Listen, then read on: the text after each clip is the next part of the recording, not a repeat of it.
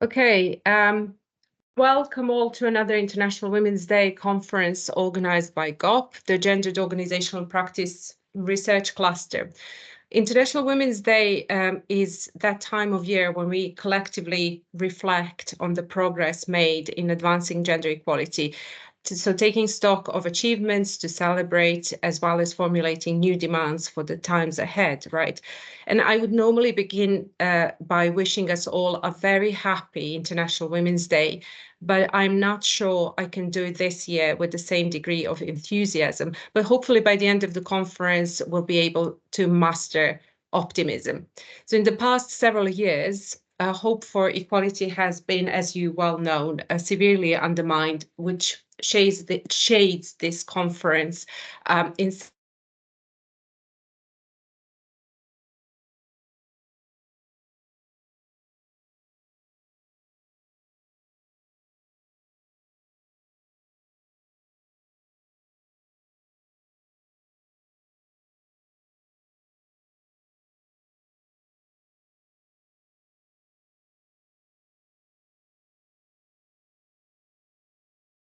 from GOP. Solidarity goes to all those people who have been invaded.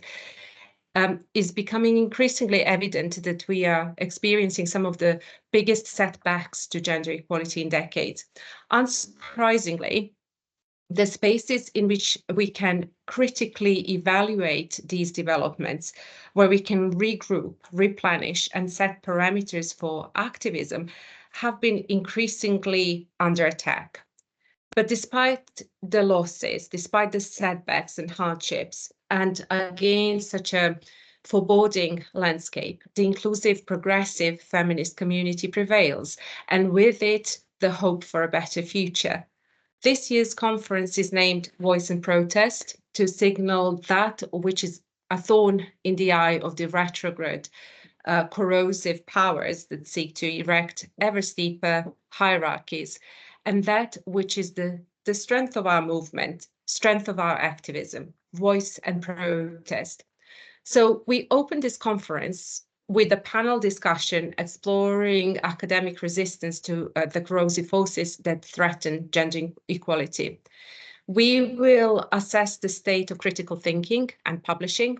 We will examine the blind spots and etch avenues, hopefully, for ensuring academic independence from corporate influences. The recent mass resignation of editorial boards in the journals such as Gender Work and Organization, which took place yesterday, Theory and Society, Journal of Political Philosophy, and elsewhere, will serve as a springboard for such a discussion. I see so many people linked in, and I have a house full of feminists from all over the world, from Italy, from Wales, from Montenegro, so many of lovely feminists on my screen too. And the poster you can see behind me is a gift and a work of an work of art of a wonderful artist and a fellow feminist from Women's Rights Center in Montenegro called Tanja Markuš. I think it kind of frames this, the theme is justice, and it features a lovely Queen Teuta of Montenegro back in the day, Illyrian queen, pardon me, who was, proclaimed a pirate, but she was, yes, a queen of Adriatic Sea. So I will now turn to my panel. All of us are former members of the Gender Working Organization's editorial board, including myself. We are in the lovely company of Marianna Fotaki, Jeff Hearn, Emmanouela Mandalaki, Mia Plotnikof, Cinzia Priola, Alison Pullen, Melissa Tyler, and Alice Wickström. Welcome, everyone. And I think it's lovely to see you here. I know you must be really tired, but let's kick off this with a kind of a bit of a broader question. So how do you perceive the current state of critical thought in light of situation where journals can be at the mercy of publishers, and where academics, be it in their capacity as editors or reviewers all authors provide free labor, but where publishers can retain power over governance structures and procedures. So my question is, can critical thinking survive in such circumstances? Who would like to kick off? Alison, would you like to start, considering you were previous editor-in-chief of Gender Working Organization? Thanks, Nela. And it was the greatest privilege to be the editor of a critical gender journal, working with you all for so many years. And it comes as a great shock to me, actually. And I hadn't realized what a shock it was until I saw all your faces here today. And I remember the times when we used to do things collectively. So forgive me that I'm in shock.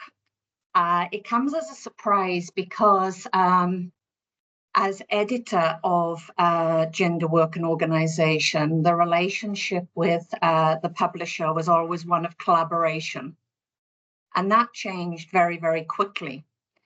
And it changed, I think, quickly because of increasing managerialism, a strategy of rampant growth, lack of investment, which means lowering of standards, and also that when you see as a publisher, as a commercial publisher, when you see a high rejection rate, you see that as an opportunity to make money if you accept those papers that we would usually reject. So I think critical thinking is alive and well, as it always has been. But perhaps commercial publishers that lack integrity would see this as a challenge, and actually needs to align with a managerial mainstream and anti-gender movement. And perhaps that explains some of the changes that's happened in the last few months at Gender Work and Organization. And I'd like to end by saying that somebody said to me this morning, somebody from Colombia said to me, Alison, we are grieving and we don't know quite what to do, because this wasn't a journal. It was everything else, and the journal benefited from the everything else. So critical work is alive and well, without a doubt. Thank you.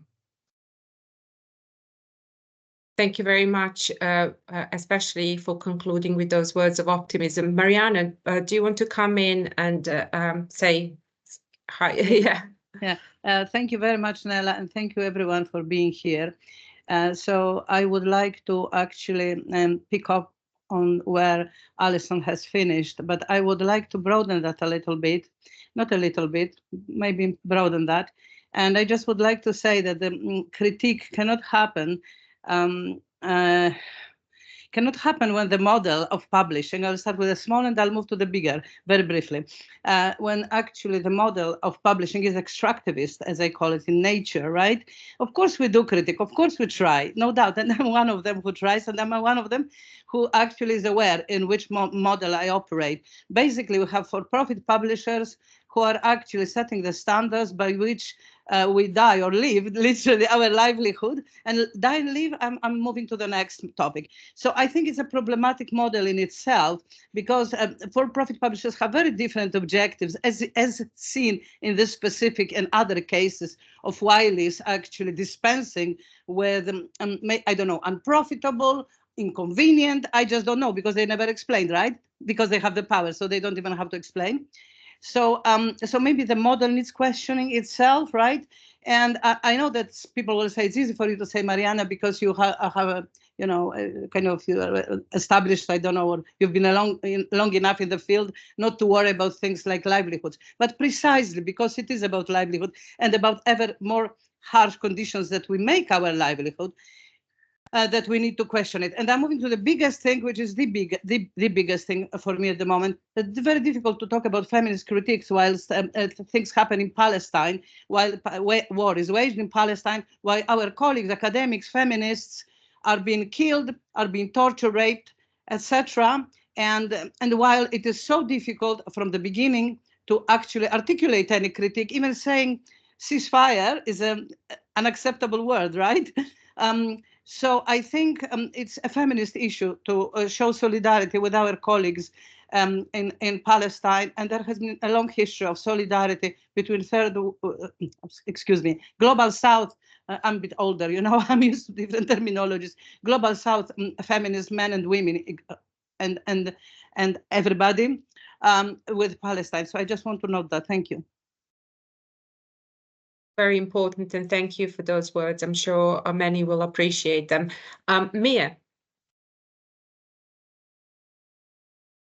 Thank you very much, and thank you everyone for being here. It's so important that we have these conversations. Thank you, Nela, for organizing.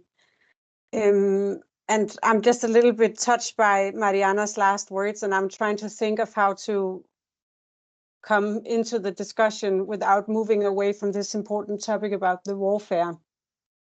But I would actually like to kind of go back to the question, Nela, and I think maybe we should turn it around and say, how will they survive without us? I think if we look at the business model, and this is really, in my view, it's a clash between business model thinking that the publishers are using and the criteria we use for decision making in academia. So the business model thinking is, of course, focused on profitability, and they make their decisions around profitability.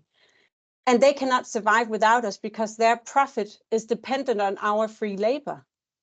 Whereas our decision making, that depends on the quality systems we use in academia, and the quality systems in our line of work is about creating novel knowledge. It's about creating new insights that are worthy of and within the field, that is accepted within the field. So I think if we live up to that, we will have to leave, because they cannot impose their way of managing through a business model on our research criteria. And I think this is really important, because this is also what we can use to navigate in this. They will try to individualize the problem. We all know that we need different kinds of both publications, but also academic responsibilities in order to be promoted, in order to stay in this business. And that's a way of individualizing the issue. But if we dare keep on focusing on the criteria for quality and live up to the criteria for quality, instead of focusing on these individualized ways of thinking about academia and then letting the business model rule us, I think the question becomes much more, can they survive without us? If we leave and take our free labor with us, these journals will not survive. So this is also what I think, this is the question we need to raise, and we need to keep on reposing the questions, so it's not their conditions that set the way that we can think about new solutions, but that we reformulate it so we can ask the right questions. That's what we're really good at, and we can create critical solutions that answer them in caring, collective ways. Thank you very much. That was a lovely response. Thank you, Mia. Melissa is next, and then Emmanouela. Thank you so much, Nela. I just, well, first of all, I wanted to say thank you so much for bringing us together today. And it really is wonderful to be in everybody's company today and taking part in this discussion. So thank you to everyone, but especially Nela, of course. I just wanted to sort of connect to everything that Alison and Marianna and me have said so far. Something for me that really is really important about the current state of critical thought at the moment, particularly in the current situation, not just with the journal and, you know, with the wider sphere of academia and critical thought, but also, of course, the wider political stage that Marianna was referring to. And I think for me, critical thought, if we think about it going hand in hand with marginalized ways of being, ways of existing and being together, it is arguably in a state of crisis just now. But in some ways, some of the events that have unfolded this week around the journal and our wider community sort of show me and remind me in a really optimistic way that it's in crisis that we see these bonds strengthening between kind of critical feminist thinking and practice and action, So putting into place and practice so much of what has been written about in recent years across this community on ethics, relationality, assembly and struggle, and working and writing differently. Often we think about these things and we don't really imagine, or we don't have the scope, or we don't have the almost the strength to imagine what they might be like. And in some ways, for me at least, with what's happened with gender work and organisation, responding to Wiley's actions and those of other journals and publishers that we know about, is that what's been mobilized is this different way of working together. We've been able to put into practice so much of what we've been developing and working on together in theory. So in terms of being in crisis, then I think critical thought is kind of both under threat, but it's also mobilized exactly when it's under threat. So it's in this state of crisis. And publishers are absolutely at the forefront of a kind of wider co-optation of critique and of a system that relies on a very gendered donation of free labour. And we've seen what can happen this weekend when that labour, when that effort, that energy, that struggle is redirected into something more collective, more collaborative, and less exploitative, where we stand up and say, no, we're no longer contributing to this. So it's not simply a question of whether critical thinking can survive in these kinds of circumstances, but of how we can make sure that it thrives, and what kinds of conditions and relations we need to do in order to protect those spaces and the time for critique as well. So I just wanted to kind of echo some of what had been said so far by sharing those thoughts. Thanks. Lovely link with each other's kind of statements. Jeff, you are next. No, sorry, Emmanouela is next, and then Jeff. Apologies. Thank you so much, Nela, for organizing the session and the whole day of days of events. And thank you so much, everyone, for being here. Indeed, that's a quite important and critical moment to have these conversations, both because it's International Women's Day, but also following the series of events that have unfolded these past days with gender work and organization and critical feminist communities of scholars. And honestly, I really echo all of the points that were mentioned before. And thank you so much, Marianna, for paying tribute to our sister feminists in Palestine, and recognizing all of the losses and the way these voices are marginalized and not even given any kind of space to speak. What I really liked in all of what you said before is the focus on the we, actually, which shows the communal aspect of what we're doing. And I think Mi mentioned it also quite well when she made the juxtaposition between the individualistic interests driving publishing houses, business-driven objectives, and the communal interests that are driving the work that we do. And I think this we it really makes our voice much stronger. And at the same time, it's also a question who is included in that way. And of course, today it's International Women's Day, but at the same time, I think it goes beyond being a woman. It goes beyond that. It can be queer experiences of embodiment. It can be indigenous perspectives. It can be knowledge from the global south. It can be any kind of perspectives that have been marginalized in the mainstreaming of management and organization studies, education. We see all these days the massive support that has received all of this movement with what happened in the gender work and organization, and colleagues across disciplines, not only in organization studies, but also from critical accounting, from other disciplines. We see that there is an enormous support coming into this kind of effort. And that makes it quite unfortunate. I mean, what's happening with the publishing houses and the business objectives that are directing knowledge development these days. But at the same time, I think it gives a lot of hope for the future and for the communal efforts that we're all engaging with, for the nice things that we can do together to create spaces where we can create some kind of home for different perspectives to thrive in the years to come. And so definitely there is a lot of tension, but at the same time, I think there's a lot of hope for better futures to come, and for bases that can be the basis that we all together, with all of the differences that involves, broaden up perspectives, broaden up the futures for academic knowledge more broadly. So I guess that echoes what has already been said, but I really wanted to focus on that communal aspect and to the differences that might be involved into the we that we're talking about. Thank you so much. No, absolutely important to stress it and underline it, that criticality is all about including these marginalized voices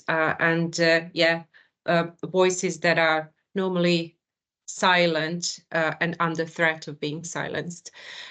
Jeff, you're next.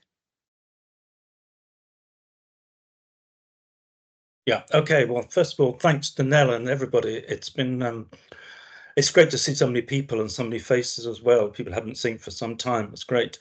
And I have to say, I mean, also thanks for allowing me to be part of this panel as well. I wasn't sure at first whether I should be. And I can say really, I mean, the last few weeks have been extremely powerful for me and also very, very moving. And I mean, I haven't been so involved in the journal recently, but it's like coming back. And I think it's very important to say also, not only the journal, but also what we're talking about. And I agree with everything's been said so far, I should say. I won't try and repeat things. I mean, the journal is now 30 years old. But actually, of course, I mean, we all know that that didn't start suddenly in 1994. There's a whole history going back, you know, many decades or centuries before that. And I see this as part of it's a really long-term historical struggle, let's face it. And I think this is, I would say, just one part of that changing struggle, really. Another sort of comment I have to make, you know, is that with the reference to warfare and invasion and so on, I mean, it's impossible to discuss those things which are so current, and then, well, they're happening all the time in the world, obviously. They're not just happening like recently. There's always wars. You cannot discuss those things without discussing men and masculinities critically, I have to say that. The other thing I wanted to mention, thinking about the sort of the first question that you raised, Nela, I mean, I think it's very paradoxical. I mean, I attended a session recently given by somebody who studies journals, you know, and the economics of journals specifically, not particularly in a feminist way. And I mean, there are now, well, he reported there are now 70,000 academic journals current. I don't know if that figure's correct or not. And it's increasing every year. With journal content, he said 4 to 5% increasing annually. So on the one hand, there's a host of journals doing all sorts of interesting, important, and lots of interesting things. On the other hand, the concentration, and this is very important, the concentration in certain publishers, and Elsevier, Springer, Wiley, Taylor and Francis, and ACS, the American Chemical Society, look after, you could say, 48% of journals and 70% of the costs of journals. This is really a huge concentration, massive concentration. So when decisions are made, as has been said about journals and their future and their editorships and which direction, you know, this is one journal out of hundreds or thousands for publishers, and it's not necessarily their main interest in terms of continuing the kind of critique that we've been involved in. So, I mean, although this is host of journals, at the same time, there's this massive centralizing and hierarchizing, is that the word? Hierarchizing of journals, which I think has been made so much worse by the obsession with metrics, including by universities, research councils, and all the rest, which we all know. I think this obsession with metrics and ranking and impact factors is just really counterproductive. I'll stop at that point. Okay. Thank you, Jeff. Very important, of course. Cinzia, you're next. Thank you, Nela, and thank you, everyone. I was, when I put my hands up, I was going to say something along the line of what Emmanouela said, and I agree with all the points that were made so far. However, I think I want to move a little bit from you know, Emmanouela's contribution. And I want to clarify, I suppose, some aspects, and I think this is a very opportunity for us to do so. And it is the objective of community and community like gender work and organization is an inclusive agenda, is an agenda to include a particular gender work and organization, to include critical thinking and to include everybody that can contribute to that critical thinking. But what I want to make explicit is that we should really think who, even within our community, who holds that door open, and open for whom or to whom. And I think this is where we are actually coming from. What we're trying to do, certainly that's where I come from, is looking at myself and my positionality with the errors and the mistakes that I made. And therefore, us as a community, what we're doing now is actually pushing for some change, and whatever, if change and is possible, which is very apt for the 30-year anniversary for gender work and organization. Probably a shift, a sort of a change was is a good thing for the next 30 years. But also, I think is what I'm trying to say is where we are going and where we are now opening ourselves up is. We are open, and we are open to question our positionality as well as a community. We are opening. They are looking at us, what we can do better.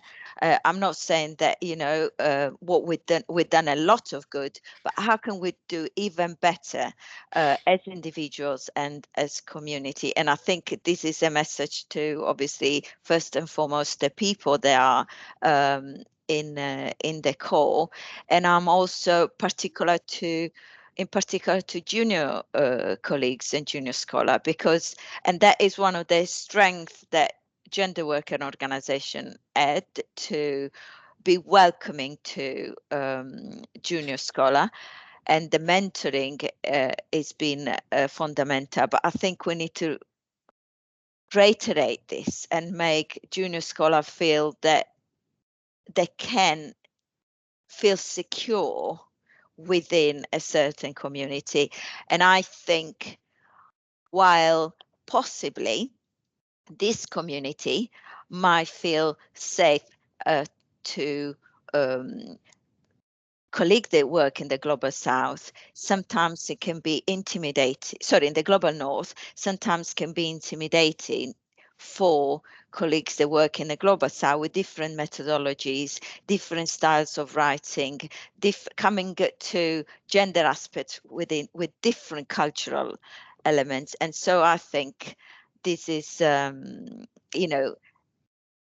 what we want to go. We want to go to welcome and to be open to diversity of thinking that comes from everywhere and everyone. Thank you, Cinzia. Very important. And yes, that kind of place of self-criticality is the first step to being inclusive, right? Alice, you are next.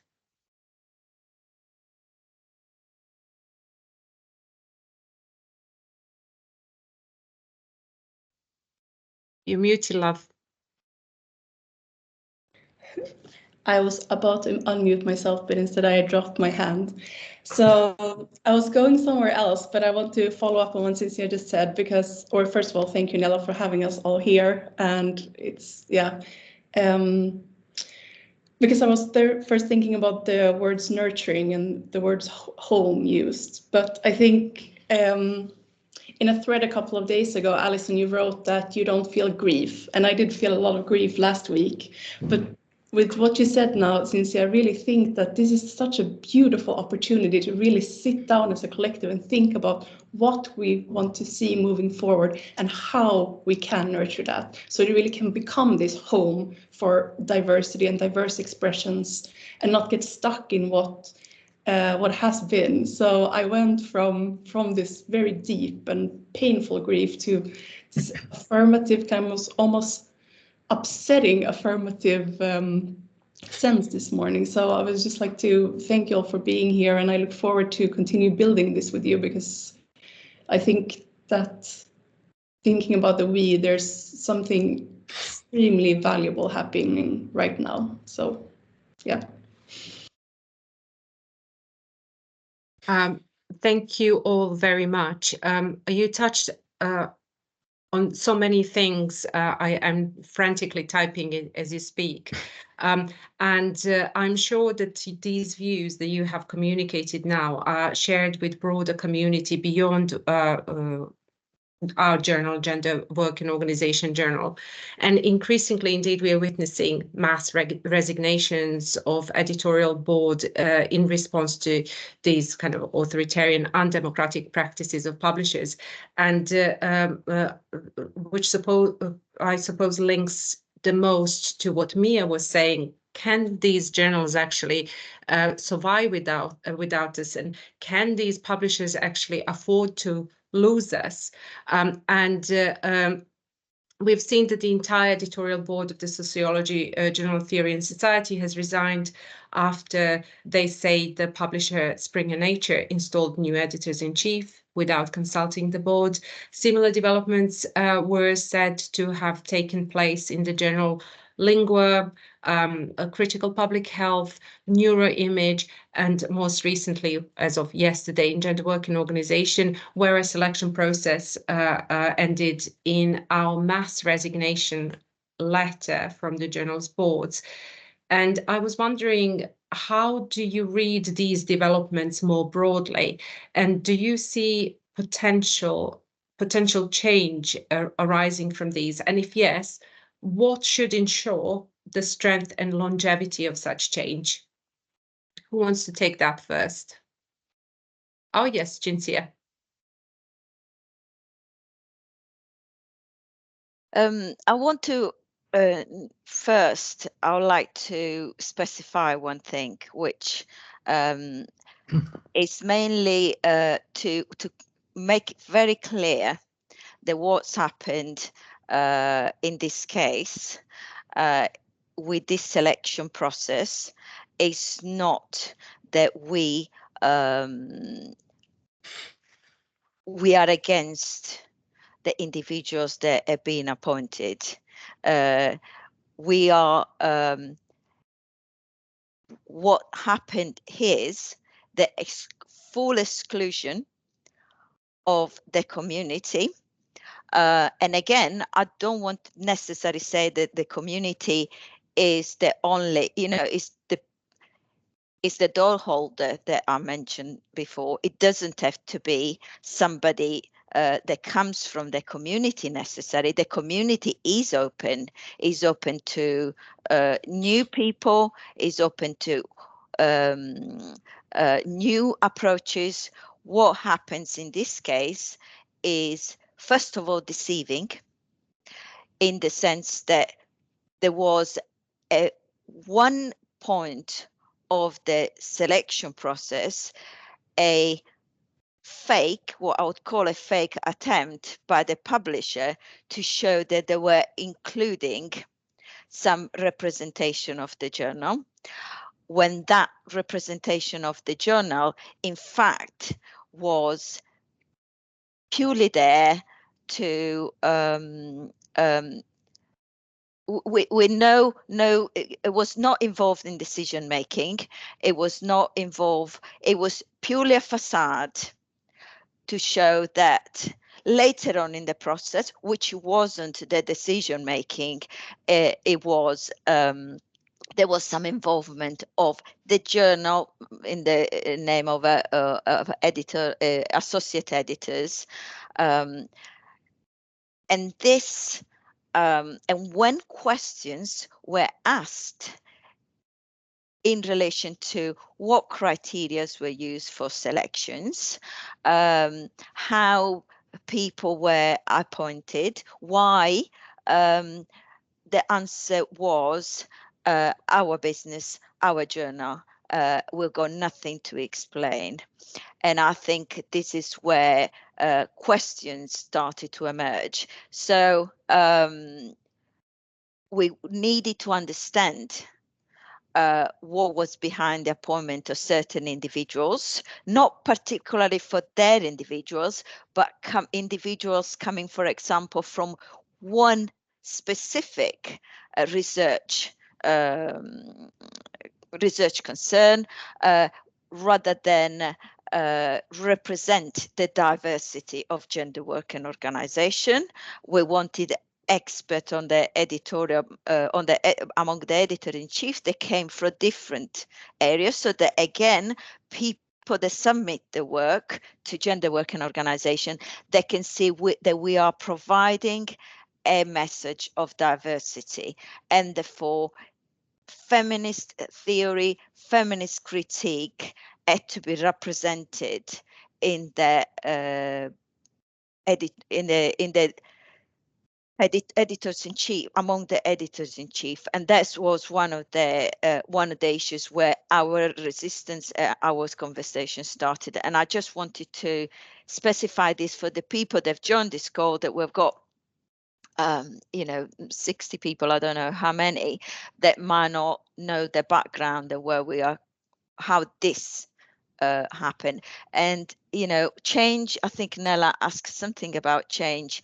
Change happens sometimes in little steps, but change happens following revolution. So I don't know where we are starting a revolution or where we're just doing a little step, but we will see where we are heading. Thank you, Cinzia. Well, hopefully, because there are so many journals that seem to be in the same pickle, hopefully it smells like revolution. But let's see what Mia has to say.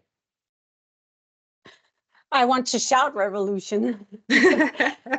But first of all, I wanted to say, and I think this is picking up on Cinzia's point, that this is really about ownership. And what we've been told very clearly from the publisher is that they own the journal. Therefore, they own the decision. And this is back to, in my view, the misunderstanding between publishers organizing and decision-making from a business model thinking, where they think that decision-making can happen one place and be done elsewhere, organized elsewhere, implemented elsewhere. Whereas a research community is organized around community. It's about respecting and caring for each other's work because it makes the science or the research more important and more clear and better, advancing it on and on and on.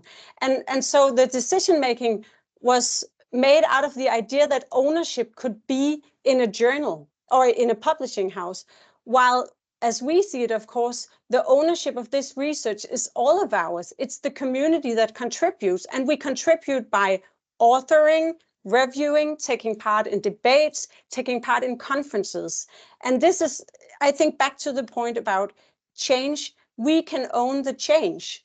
They can keep their journal and own the journal for those who want to contribute with their free labor for something that other people own and make money from. We can take our work, our labor, our community, and create the ownership we feel is the right thing. And this is also where we need to I think, use this situation, as Cinzia said earlier, to actually also think about the changes we want to make to how we run journals, how we think about academic communities. And I think, to be honest, this is when the very, very tough and hard everyday work begins, because one thing is putting a symbolic signature on this letter. It is so important, but the real work of developing a new home, of creating everyday changes for our community, that starts now. Now is where we decide where we put our labor, where we put our reviewing capacities, where we submit our papers. If we do that with the community, even if we start a new journal or a new outlet that might not be ranked as high in the first place, this is still where the choice is. And that's why the big change is in the small everyday choices we are going to make from now on and in the future, of how we want to own this community, how we want to own critical thinking within feminist and gender research, within organization management, but also wider. And I think this is really the most important question we can ask ourselves now. How am I going to do the change today, tomorrow, and onwards when I make choices about my work and my labor? Thank you. Thanks, Mia. Yeah, absolutely. And we are now at that point where we are learning from one another, and when we can learn from one another what is there to be done, and about the and share kind of strategy amongst ourselves of how to create an environment in which we can actually make these decisions daily.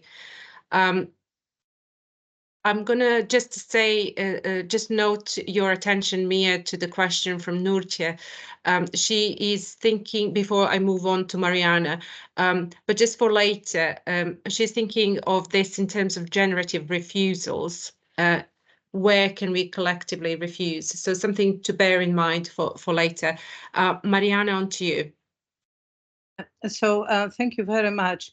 Indeed, Mia, you just raised the point. Actually, where do we give our free labor? Indeed, because it's all about free labor. Let us not forget, being an associate editor, being a review board, being an editorial board, it's tons of unpaid voluntary work, and we are very glad to do that, surely. But especially for people like myself who are kind of longer in the field and more established, not facing, although we all face one way or another, but not facing the immediate job precarity the way actually junior scholars face. And I will be very honest here, that actually when I started 20 years ago, it was so much easier for me and people of my generation, if I may put it so. And it's so much more difficult for junior scholars, never mind the scholars from the global south, right? So having said that, I mean, if we talk about solidarity, we should bear the interest of incoming generation and people from outside our geographic and cultural hegemonic area, if I may say, put it so. But for people like myself, especially, I think there is also an obligation. Okay, it's personal view, actually, to try to publish within like peer community. And I will just only put here. Actually, I have put it on the chat right now. Okay, hopefully I managed. I did. So there's one of such initiatives called Peer Community Organization Studies that actually, as me said, and then other people have said so eloquently before me, actually it's a peer work, it's a community work. And it is, in a way, it's kind of like a lot of masks are dropping now, right? When Wiley said, look, decision is with us, it's our ownership. If you want to play by our rules, you do. We don't have to explain to you anything. You do as we say, right? Which is kind of, in a way, revelatory and salutary and emancipatory, because you cannot just, no longer can delude yourself, right? What kind of game one is playing.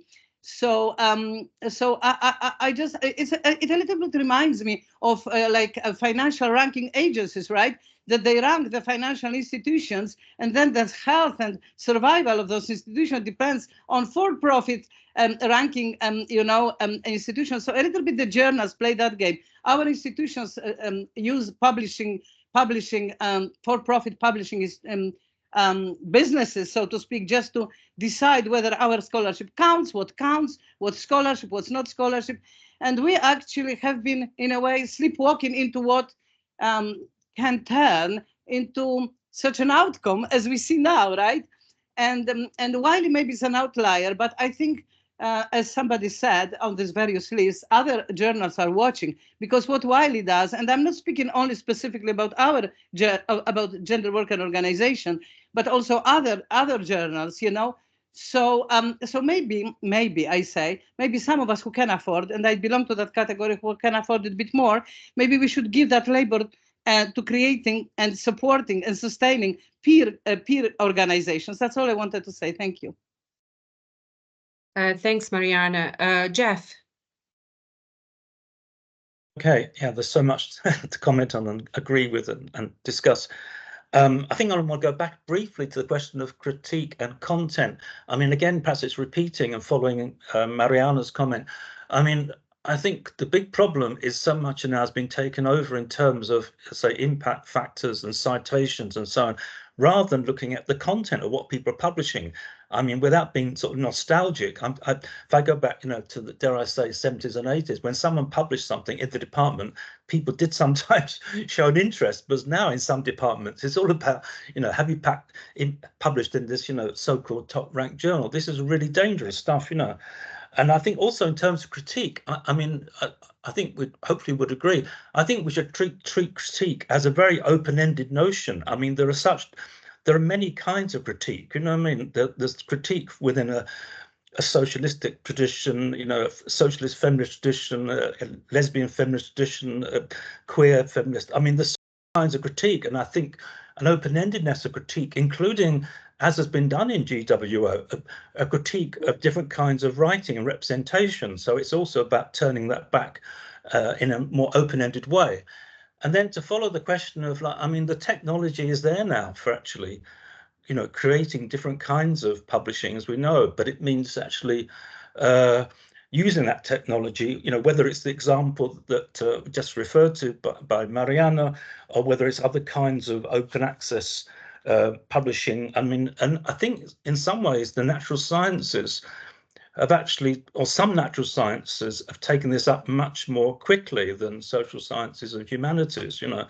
And I have a list here from Lens Organization, Site, Open Knowledge Maps, Iris AI, Semantic Scholar Dimension, Science Open. I mean, there are a lot of these open access publishing sites that exist. So I think we need to be more creative of creating that. And I think the next thing clearly is to create a new journal, basically. I mean, that's the next agenda, I think, which actually fits all the things that have been talked about so eloquently in this panel. So I think it's, yeah, who's going to get involved in doing that work for the next 5 years, actually, I think 10 years and beyond.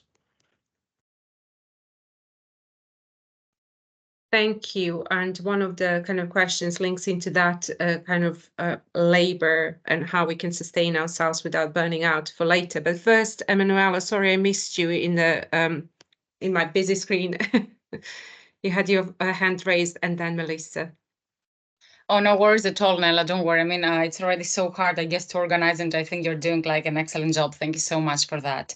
Yeah, I guess my point is echoing what has been said. Thank you so much for these nice ideas. And it's, I guess it also comes back to Marianna's point on the different generations of scholars involved and in different phases in our careers. And I guess it's also about saying no to complacency, to established way of doing things, to the vested habit that we have as academics, and this all as well means saying no to the metricized culture of academia, which of course is constraining a lot how we publish, what we publish, how critical we can be with our own positionality in the work that we do, and which means as well coming to Cinzia's point before on how do we really make change, not just doing change, but also how we do it.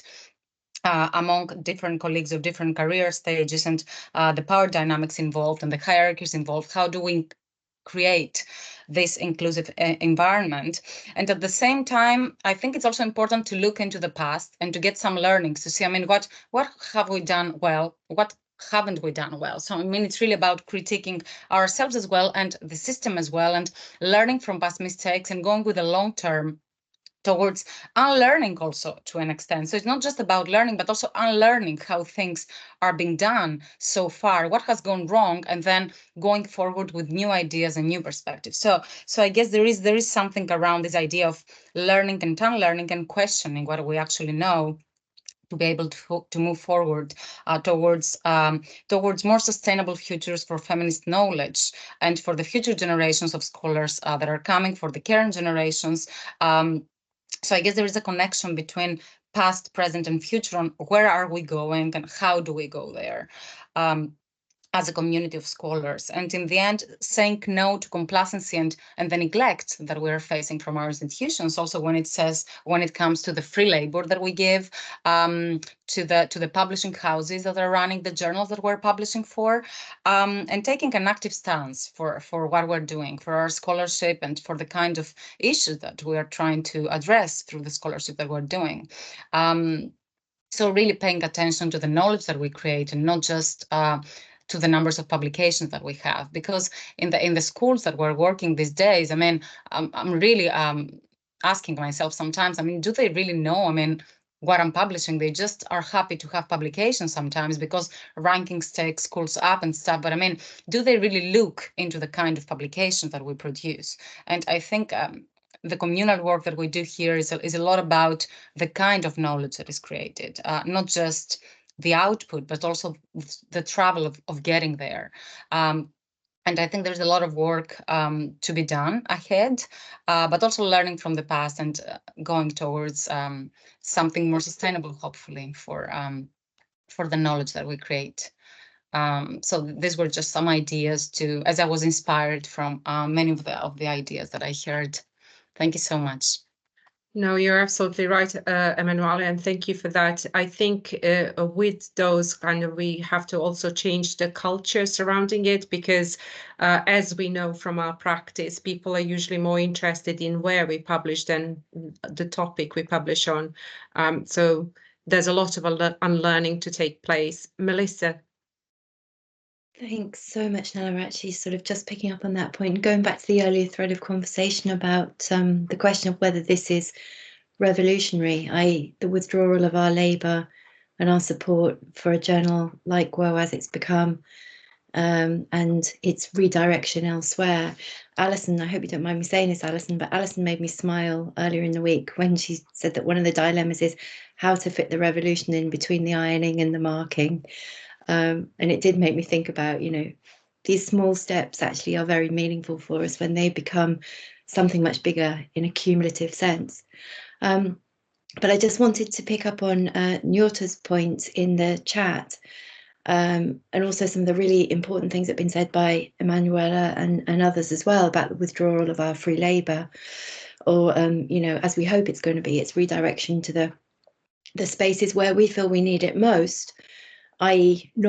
very definitely not in the generation of profits for commercial publishers like Wiley, or even in the service of REF and other, assessment exercises, although we realise that that is part of the infrastructure within which many of us have to work, but certainly not in meeting their agendas. So, journals like GWO and others that we know about that have changed the aims, the scope, and their ways of working, made these fundamental decisions, reframing, what they are and what they do without any consultation with those people whose labour is what makes the journal.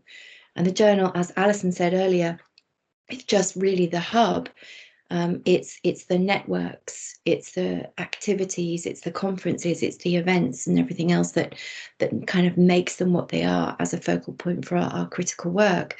So for me, this is hopefully part of what's not just a generative refusal, but a regenerative refusal. We're thinking about how we can rebuild as something different. And it feels like one thing to be giving our labour very freely to a publisher, but actually something quite different, to see it as a communal resource and a communal effort that we can share among us.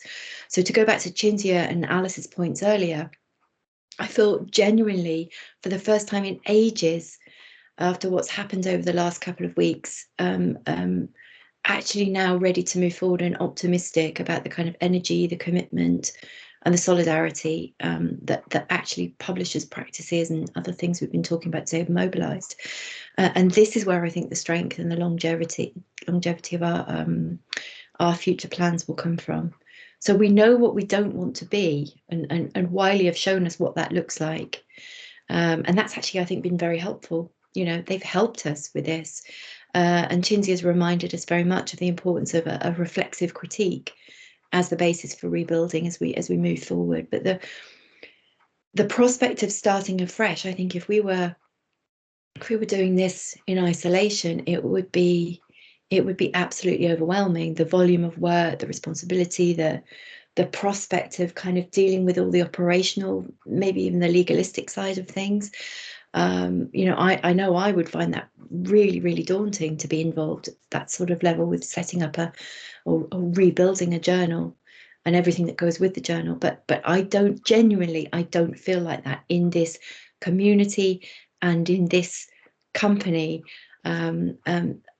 People's capacity to share, to support, to encourage, to understand, to reflect, and just to share skills, experience, expertise, and so on, that has genuinely been really energizing, I think is probably the word that I would use. So in terms of kind of, are we ready to move forward, and is there the capacity to do that and the commitment to do that? Then I hope I'm not being overly optimistic when I say, yeah, absolutely, I really think there is. And I'm daunted, but also excited by what I hope is going to come next. Thank you, Melissa. Very important. And I hope I won't put some salt on that optimism that you quite eloquently, talked about.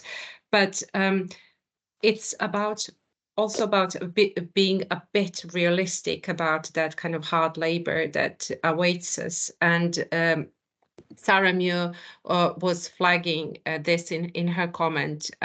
She was, gosh, I lost it. Oh yes, with the risk of being a bit of a killjoy in the not critical way. We also have to think about what kind of organizational structures are inclusive. As someone who was part of Ephemera for 10 years, developing and running a community-based journal is super difficult. So may I suggest to ask the question how we envision to organize a new home that is inclusive and community-based, but which also works and moves the community forward. And I suppose this links to my next question. And I'm sorry again for kind of ruining that kind of degree of optimism that you introduced, Melissa, that we so desperately need. But when it comes to attack on critical thought, inclusive, progressive research seems to be the easy and frequent target. And because of that, it might be a bit more difficult to rebuild. So perhaps you could reflect on why is that first, and then perhaps how we can go about rebuilding whilst also sustaining attacks. Do you want me to come in there, or shall I hand over to somebody else who wants to jump in? Yes, please. That would be wonderful, Melissa. Of course. I mean, I think, as you know, there are some practical issues to think about here. There are some practical issues. There are some paradigmatic issues, there are political issues to consider, and this is such an important question to raise and to think about. So thanks for flagging it. My personal preference is that as we move forward with GWO as a journal, that we think about university presses, rather than necessarily commercial publishers. But I'm also very mindful that my experience of the operational side of running a journal is limited. But I do think that there are kind of paradigmatic issues about the kind of knowledge that we want to be valued. There are political issues to think about in terms of how we work and what we're trying to achieve. And of course, these are not separate, they're absolutely intertwined. We know that the kind of knowledge that we produce, the way that we want to work, the basis on which we produce knowledge, these are things that seem to fit increasingly less well with a very instrumental approach to what kind of knowledge is valued and by whom, as Jeff and others kind of alluded to earlier. I think as well, there are assumptions that are made about feminist or democratic ways of working and groups and communities. And I think some of the assumptions that might be made about sort of feminist ways of working, for example, these might be perceived as our weaknesses, and I think that's something that Wiley absolutely have done. But actually, of course, that underestimation of what we can do when we share our time and our skills and our resources, that's actually our strength. We know what we can do. It feels like we're in a bit of a battle at the moment in the situation that we're in, and I think the element of surprise in any battle is really important. But as Jeff and others have said, GWO is 30 years old this year. I know others here, GWO was the first place I published as a PhD student in 1994, I think, or at the end of my PhD. So there are a lot of people who've been sort of very attached to it for a long time. There are many others. So in terms of moving forward, I think actually there is a lot to bring. We're not starting afresh. We have an established community, we have an established knowledge base, we have established expertise, we have a lot to offer to the right publisher, and we have to find a publisher that can provide the kind of infrastructure that would reflect how we would want to work going forward. And perhaps I'm being naively optimistic. I think I'd rather be cautiously optimistic. I'm under no illusion about the amount of work that's going to be involved. And I know that will involve a lot of donated labour. For me, it feels genuinely different to be donating that to the GWO community rather than, as we feel we continually do, donating it to commercial publishers, institutional infrastructures that don't recognise or respect, you know, what we do donate and what we dedicate. So yeah, I think there's a lot to think about, but there is also a lot to take forward as well. Sorry, I was rambling a bit there, but I'm very happy to hand over now to somebody else if that's okay. Not at all rambling. I can listen to you for hours. Mia, do you want to jump in on this? Thank you. Yes, and I guess, I mean, I was nodding when you read up Sarah's point, because I have also been part of Ephemera and seen a lot of the background work. And I think, of course, we need to realize, and I don't think there's anything naive in what you're saying, Melissa, or what we have been discussing at all. But of course, we need to realize that we have to then be ready to take on a lot of difficult work. But in fact, as feminists, we do a lot of difficult work all the time. We do actually nothing but difficult work. This is actually what we're professionalized in, I guess, both when it's visible and when it's being praised, or when it's a high-ranked publication or whatever, but also behind the scenes, all the invisible labor that we do every day. So I think in that sense, we are well equipped to handle these kinds of quite difficult situations, and the concerns of how to organize, we will be able to handle. And not least because we are doing it for a purpose that is not profitable, but is for critical, gender, feminist, inclusive research. And this is what we are all willing to ascribe all of our labor to. So I think in that sense, we have not a solution that is an easy fix, but we have the solution in the sense that we have all the power here, we have all the labor that we want to contribute with. And I think the other part, which is really important, and that goes back to the very first question about critique, and that is that one of the things that we are really good at in this community is to keep on posing difficult, critical questions, not just to others, but to ourselves. So we will be willing to keep on questioning, how can we do this in other ways? How can we assure that this space is inclusive enough? How can we assure that we keep on criticizing and thinking in difficult ways about the criteria that we see as what good research is, how to participate in this community, so on and so forth. All the questions that publishing houses like Wiley probably found very difficult to collaborate with, because those questions will also be posed when they are talking directly to the formal power positions. And I think this is one of our most important tools, one of, if I may say, like a tool, one of the most important things that we can bring forward is that we keep on daring to ask the difficult questions, also when they are creating discomfort, and even if they are questioning our own positions or positionality in this. And I think that is, to me at least, what we really need to bring into this. And it is not naive at all to think that we can do it. But of course, we have to remember that we have to keep on doing all the difficult and very time-consuming labor, both when it is celebrated and when it is invisible. Absolutely. Thank you, Mia. Would anybody else would like to come on this question? Yes, Jeff. Well, I mean, perhaps just to say kind of the obvious, I mean, but I think it's not unconnected, you know, the fact of what's going on in mainstream politics as well. I mean, and this is really obvious when one looks across the world, you know, in different forms in different countries and so on and so forth. I think this is relevant, and there's been some allusions to that already earlier in the first question. So I'm not exactly sure how it connects the different levels of mainstream politics and right-wing politics and the use of gender, I mean, in very, very crude ways within mainstream, you know, as a contested category or whatever within mainstream politics. I think this is relevant, and it has to be part of the critique and discussion that we're having.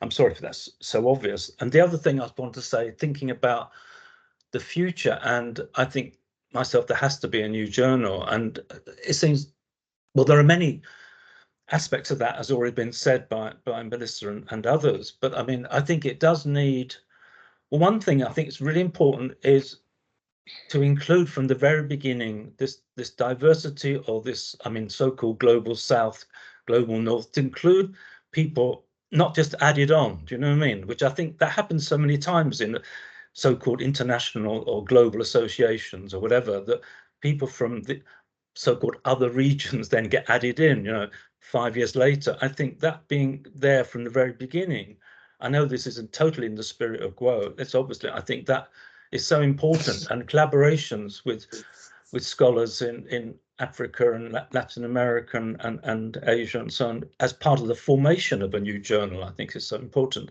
And then beyond that, I mean, again, to say the obvious, I think it needs probably a core group of 10, 20 people, not 500, or 346 has signed the letter. And then this larger community, which we know exists and is here, and has been made clear in the last week or two, who provide, if you like, free labor, or provide just basic support in many different ways. I mean, these are the three elements, I think. The sort of diversity, the global North, global South, so-called, represented from the beginning, the core group, whoever they are, and that can change. That can change over the years, not be a fixed group, and then this wider community.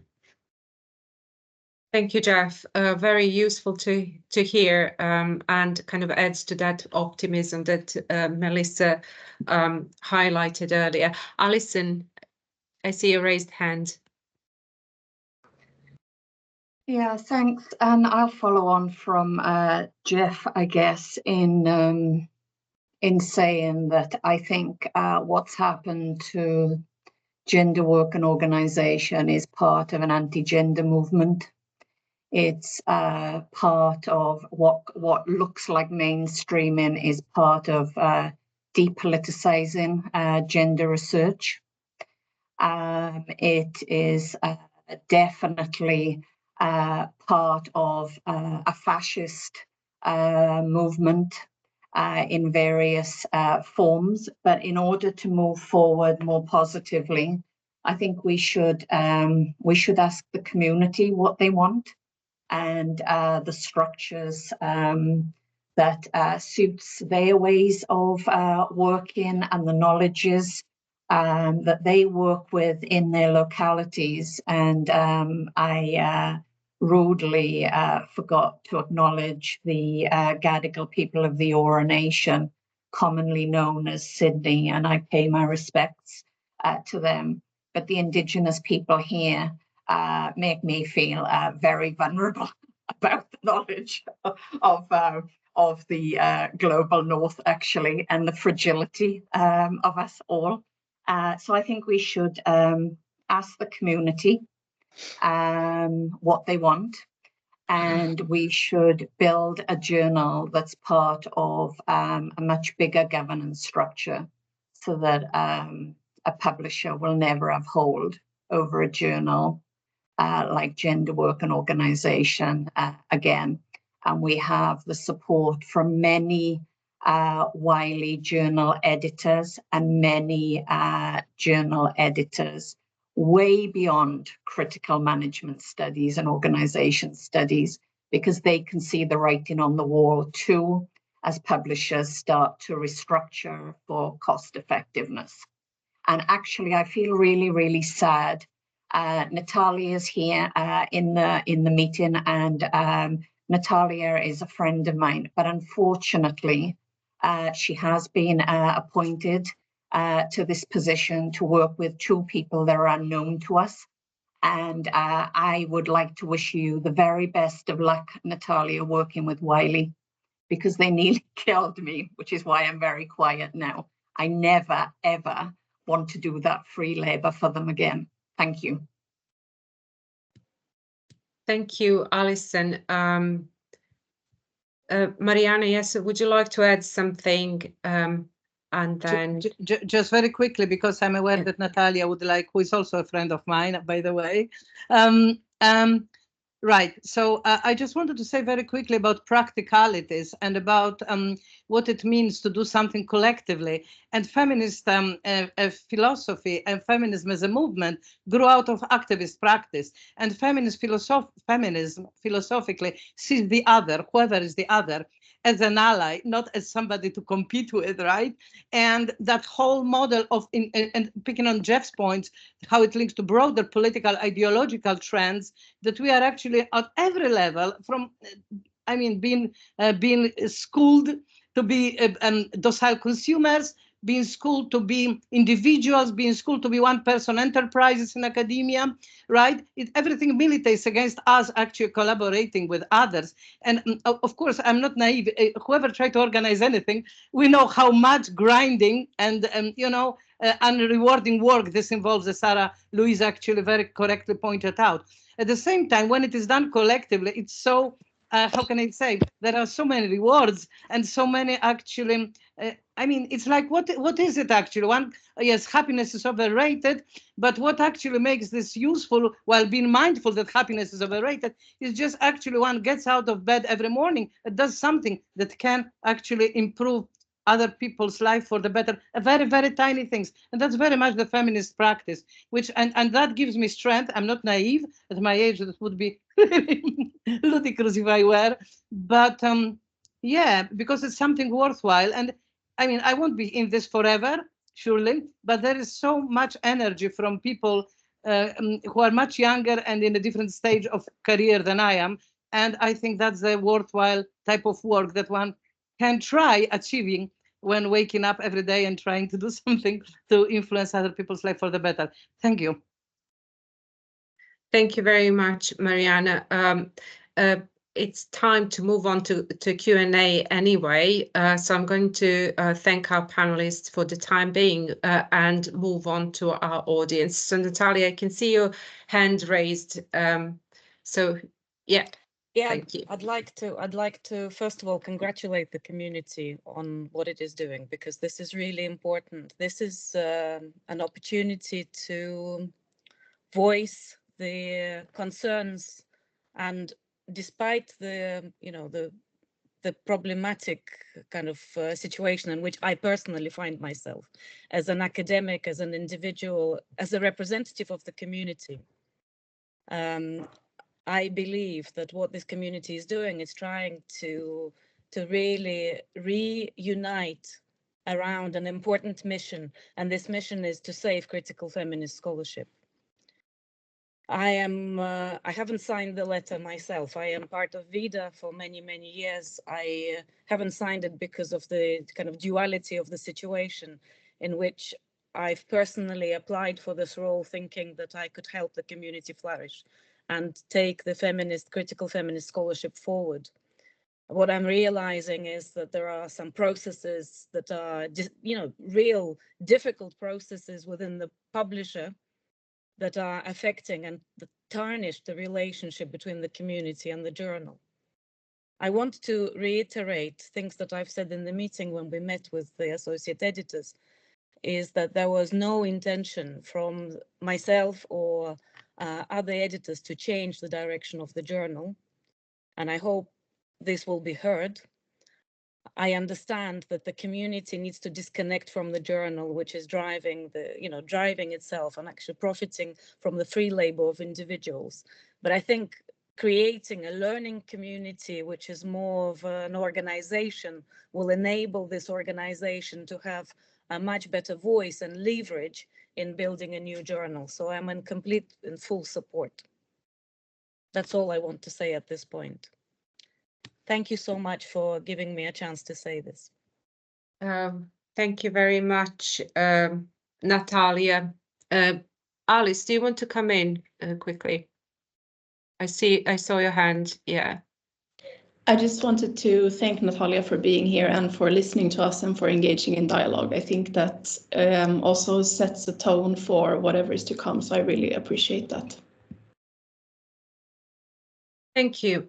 Well, we have heard some really important things about how we can move forward, and we learned a lot, I think, that especially that when it comes to journal, when a journal is hollowed of its critical substance, that doesn't automatically mean the death of critical community, as we have proven all these days and today.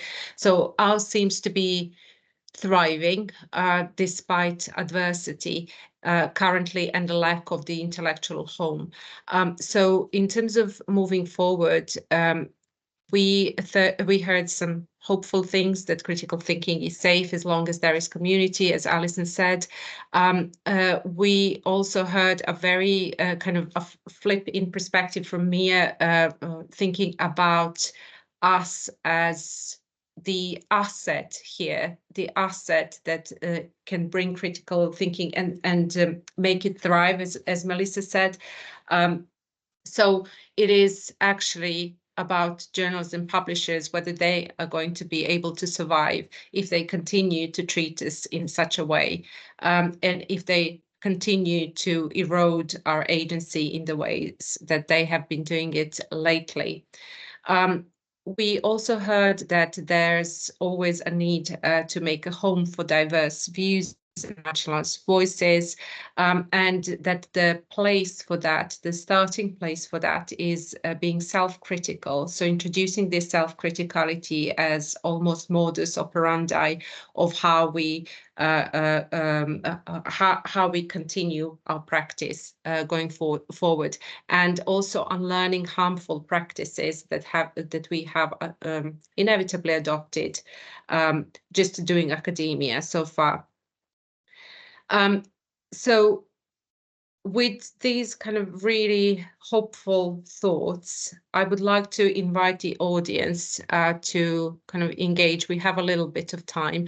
So if someone has a question or a comment, please raise your hand. I think that's easier because this event is really visited and there's a lot of you. So instead of I can see there are a lot of comments in the chat, but unfortunately, I don't think I can follow it through at this point. So if someone has a question, please raise your hand, and that would be the quickest way to pose a question.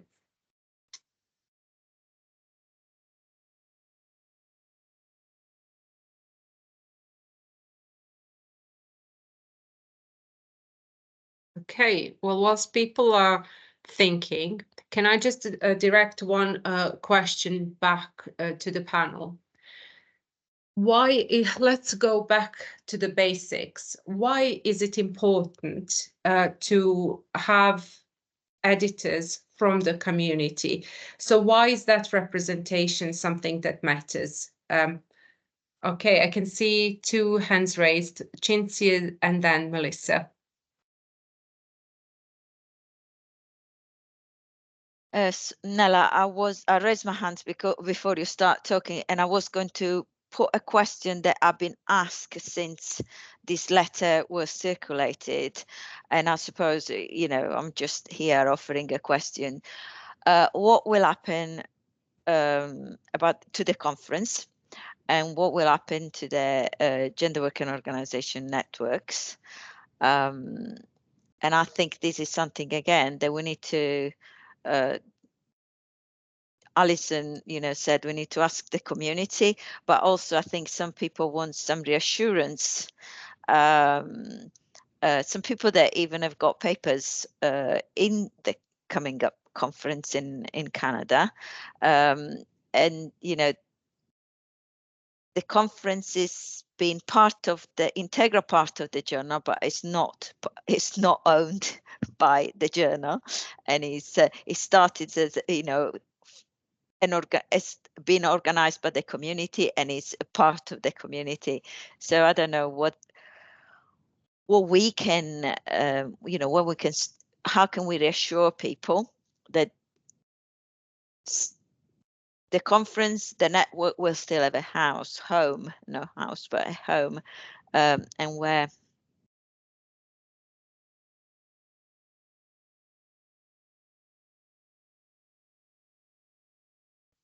Thank you, Cinzia. Melissa.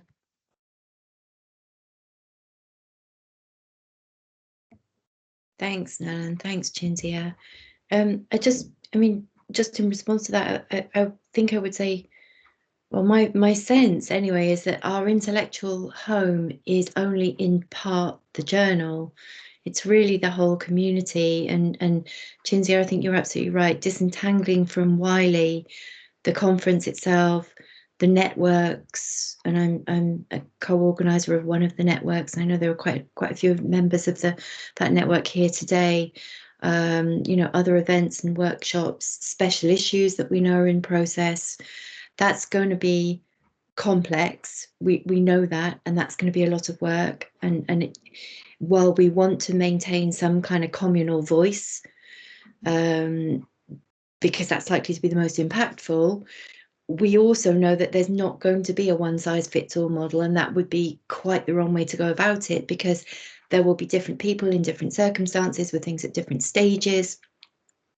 So I think collaborative support based on recognition of specific circumstances and situations is going to be really important for our way forward. And then in the longer term, I think maintaining the momentum, to go back to Sarah's point earlier, is going to be a significant challenge, you know, as we rebuild. So I think it's really important not to underestimate how maintaining that momentum once this initial kind of, you know, period of commitment and excitement and activity has sort of begun to dissipate, that's going to be a significant issue. But we are in a very different position to 30 years ago when the journal was first established. You know, we have this ready-made community, we have this pipeline of work, we have this knowledge base, and we have very different ways of connecting and communicating. So, you know, Nela, you've been able to bring everybody together today at really very, very short notice.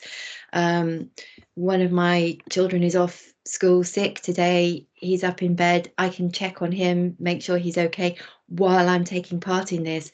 Even 5 years ago, that would never have been possible. So, you know, we know that technology can be one of the mechanisms used to control us, but it's also part of our toolkit, as you know, we were talking about earlier.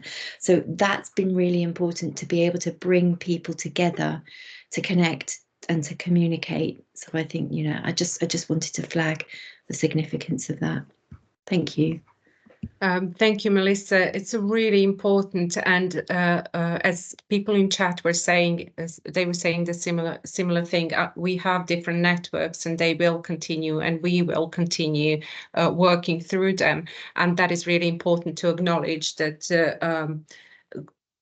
the journal, Gender Work and Organisation, should be perceived as different to the community of gender work and organisation that continues to thrive.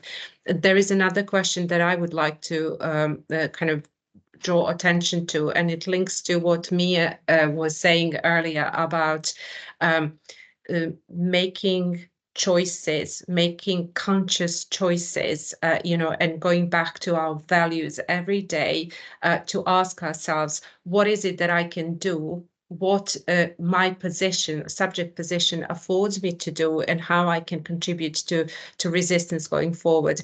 And then linking it also to what Alison said in the chat, that sorry, Alison, I lost it, but you said that we have to decide who we are doing, or who are we doing the work for, you know, and this is to acknowledge the agency that we all have, you know, going forward. And I'm saying here us as a community, but also Wiley, but also the sitting, you know, editors-in-chief.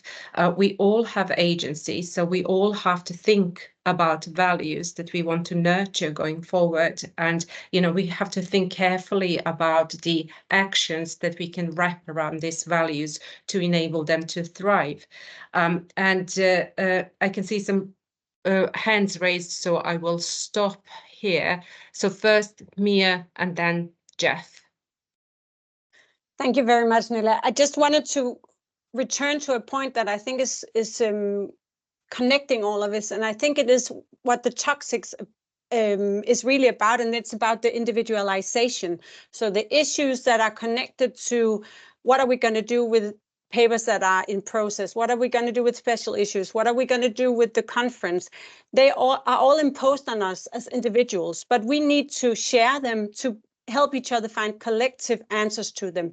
And I think that also links back to the question you started with, Nela, for the question and answer session, which was this thing about representation. Why did it matter?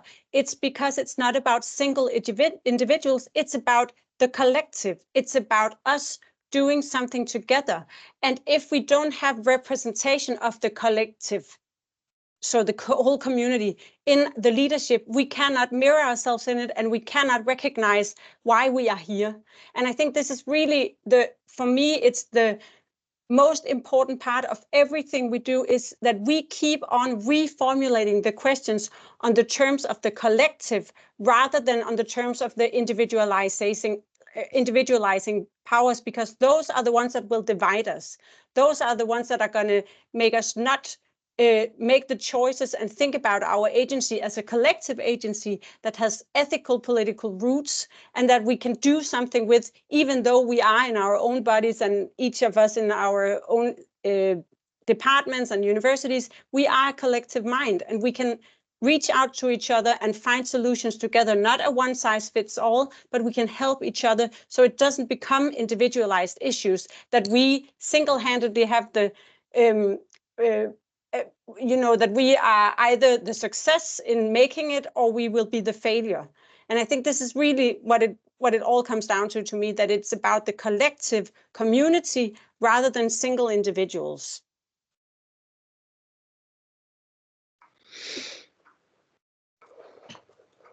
Thank you, Mia. We lost you just for a brief second, but I think we got to the gist of what you were saying about collective agency, and you are absolutely right. We do have individual powers and privileges and subject positions that afford us different things, but that always has to be accompanied by a question: how does this contribute to the community, to us all?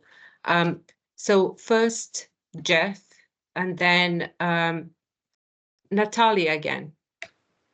Well, there are some very important comments in the chat. I'm trying to follow them. It's very difficult at the same time. Yeah, I just want to say, I suppose, really, that there is this individualization, as has been said by Mia and others, and this is really dangerous, and the collective, long-term collective collaborative work is so important. That's what it's about, I think, long-term, not just the moment. But at the same time, as I think Nela highlighted, we also do have choices. Actually, individuals do choose what to do and can make decisions on where they put their energy and time and labor. That's all I want to say. And it's up for people to actually deal with that individually. So there's a kind of paradox between individualism and people have to make choices where they put their time and effort. Absolutely. Thank you, Jeff. Yeah, there are sometimes degree of choices, but yeah, an element of choice is always there. I completely agree. Natalia. Yeah, oh, so sorry. Just before that, Natalia, I just wanted to draw your attention to Alison's question. I just noticed in chat. This is what I'm responding to. So great. Thank you. So there are two questions here in the chat from Alison. What do we do with the work in progress if it's rejected by your co-editors? Second question, do you advise us we keep working on our special issues or retract them? So there are 13 special issues in the journal right now. Some of them are very close to completion. So Melissa's, for example, I think we're just waiting on one piece. That's a book review of the new book that Judith Butler has, has published. And there is a special issue that Nela and associates have been managing. This is going through, and I think I've got in my box one more special issue where I need to make a decision on the editorial. I want to reiterate, there was never any intention from any of us to stop the work that's been going on in the journal. And so the journal will continue to publish the work that wants to be published in the journal. I don't know how else to say it. I don't know how else to repeat the same phrase. That, I understand that there are a lot of concerns and there are a lot of disappointments, and this rupture with the publisher maybe in fact is blinding us a little bit.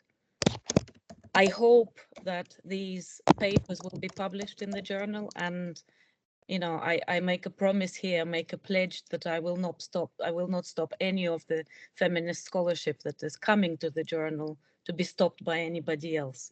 So I have a meeting set up. I'm on holiday because my son also is sick. Like Melissa's, my son has broken his leg in a skiing accident last week, and we're kind of trying to figure things out at home. But I am monitoring, I'm accepting papers that are coming in from me. Alice has just made a decision, for example, on one of the Feminist Frontiers papers. I've made a decision on it straight away as soon as it hit my box. And I'll continue to process this. But actually, in my discussions with Michael, I will ask Michael to reassign papers. And if there are papers that have been rejected for any reason, I would like people to reach out to me. And I will see what I can do. Thank you, Natalia. That's really helpful. Okay, I think we have overrun the time. I'm glad about that. I mean, we have a full conference to run, but I'm glad that we had a robust discussion here. So I have the time to invite you to join us for the rest of the sessions, and the rest of the sessions will be in the same kind of addressing the same kind of topic in terms of voice and protest. So we're going to hear from Marilyn Poon about how women can actually amplify their voices in protest, especially when they're under threat of being subdued. She's going to use the 2019 Hong Kong protest as an illustrative example. We will also hear from Kate Kenny, and she will talk about what ties so well to what we've been discussing this morning about the importance of disclosure and how disclosure is inevitably a gendered kind of component and why that matters for the whole movement. And then finally, for the day, we will conclude with the talk by Amina Mama, who is Nigerian-British post-colonial writer, wonderful writer, who also has been actually, as a matter of fact, who's been running an independent journal, Feminist Africa, for 20 years. So she has so much experience to share with us on that, but she will also talk about how we can create and preserve our epistemic voices and how we can safeguard them from threat and attacks. And of course, she will use as an illustrative example the experiences of African feminists. So please do join us if you can. I know that we have all busy schedules, but I don't know about you, but a little bit of optimism have seeped under my skin during this session, thanks to our wonderful panelists. So I can now, with a bit more enthusiasm, wish you all happy International Women's Day and hope to see you in other sessions.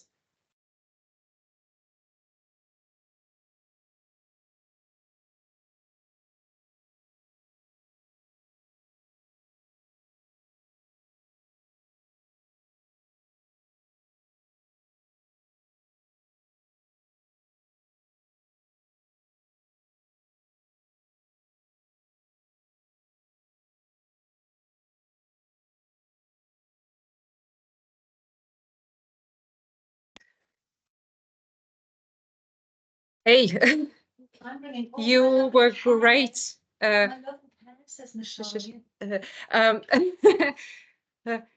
Mia. I'm with Mia and a few other people. It's okay. Sorry, guys. Yeah. Oh, it's Joe. Yes, it's Joe. Just shouting in the background. Which is why I said I have a full house of lovely feminists. Like I'm really happy, despite the all the kind of horrible context. Yeah, I'm pretty happy to be with these lovely creatures. Mia, you raised some amazing points, and thank you for that, especially so much, Mia. And do we know who the other people who are still in the? There are 4 people left, I see.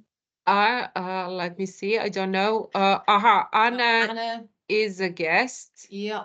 She's So, upstairs. yeah, Just so you know that there are other people. That's mostly what I wanted to. yeah. The people who are now leaving. Yeah, I wanted to say thank you, Nela. I mean, it was amazing how you did this and how you Pleasure. linked everything together and kept on also bringing back the questions. I thought it was amazing, Nela. Very, very impressive. Thank you so much. I disconnected you. I was like, it's broken. We have a family. I've been fantastic. disconnected. No, thank you for raising those amazing questions. I like so much how you flipped it on to kind of to underline the power that we have as a community rather than the power that Wiley has over us. And Joe is to be thanked for solving and working with I us. didn't solve it. We just had a bunch of workarounds, and Carl really helped as well. We have The link's still wrong. We have a. And you told me to refresh, and I said I've refreshed, and it's still wrong.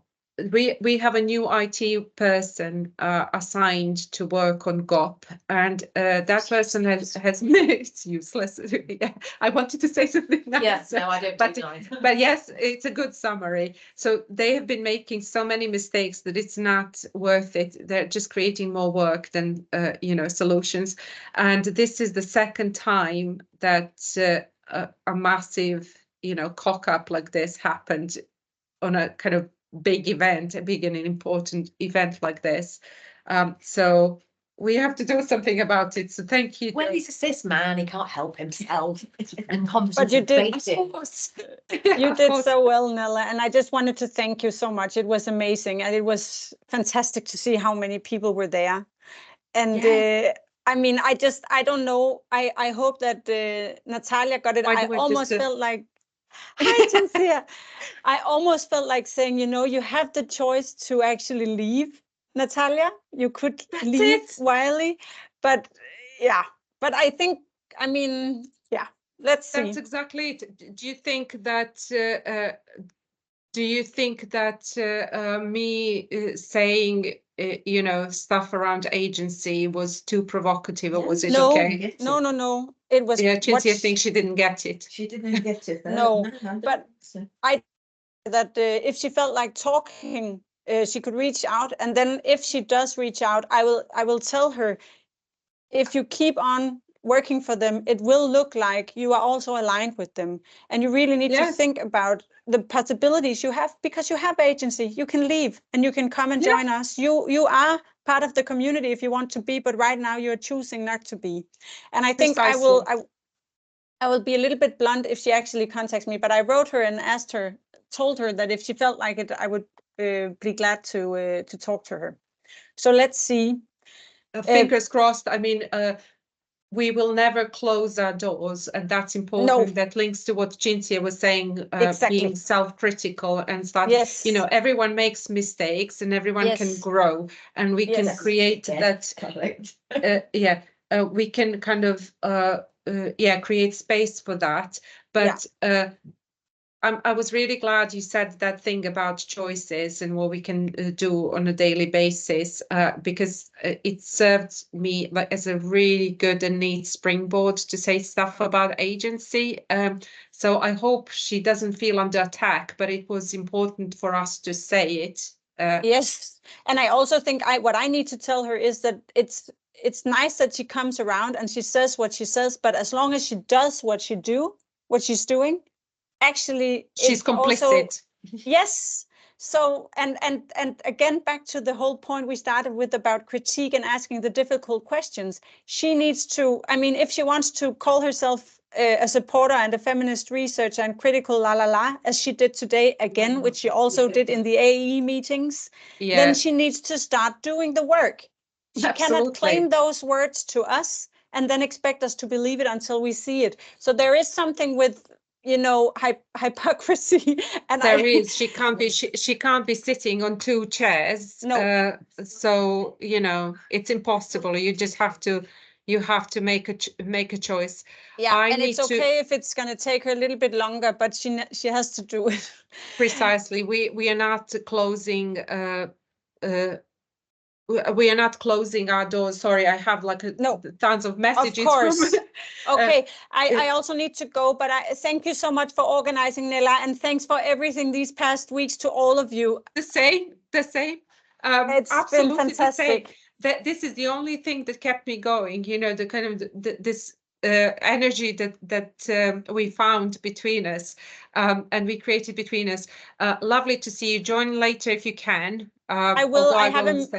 I have a meeting now where I'm the chair, and it's going to take 2.5 hours. So I will see if I can make it back. Ciao.